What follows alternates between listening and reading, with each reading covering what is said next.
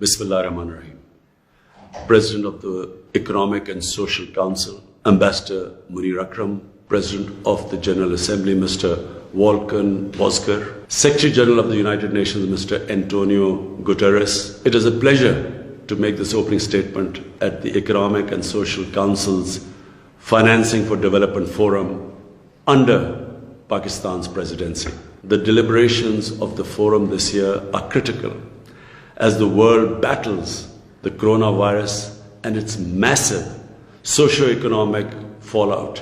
Pakistan contained the first two waves of the virus through a policy of smart lockdowns. We implemented an $8 billion relief package to support the poor and vulnerable and to keep our economy afloat at the same time. Now, unfortunately, we are facing the third wave of the virus. Inshallah, we hope to defeat this. We need a lot of luck, like everyone does. The international community must ensure that the vaccine is available to everyone, everywhere, as soon as possible. If not, the virus will roam around and come back. Production of the vaccine must be ramped up. Patent and technology transfer restrictions should be waived to enable this. Vaccine nationalism and export restrictions are deplorable, as is the use of the vaccine to advance national foreign policy objectives. Excellencies, this forum is an important opportunity to adopt decisions on ways to mobilize the money needed by developing countries to recover from the COVID-induced recession and to restore them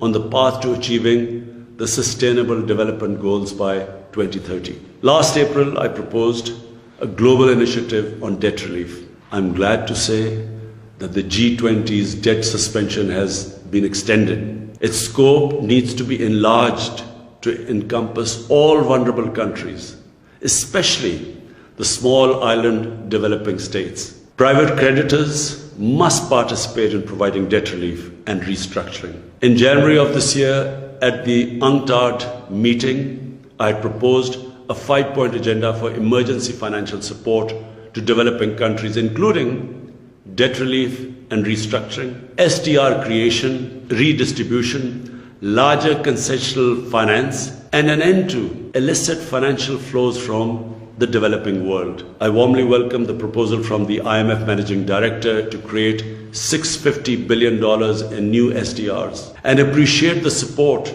for this from the largest shareholders, including the United States, China, the EU, and Japan. The IMF, the World Bank, and other developing banks now have an ample capacity to enlarge concessional financing for developing countries. The forthcoming IDA replenishment should be enlarged to $60 billion.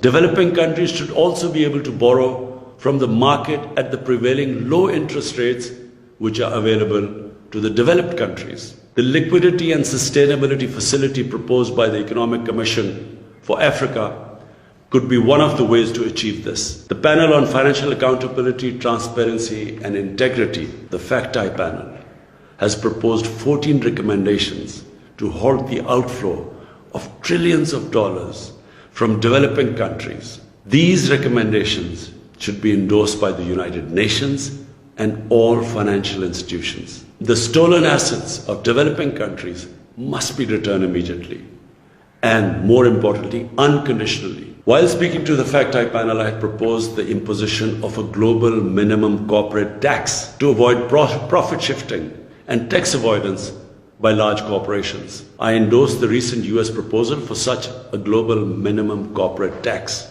A moratorium should be declared on the exorbitant claims adjudicated against some developing countries in investment disputes, and unequal and exploitative investment agreements should be cancelled and revised. Excellencies, the challenge posed by the COVID crisis, as the UN Secretary General has said, is also a great opportunity to build back better.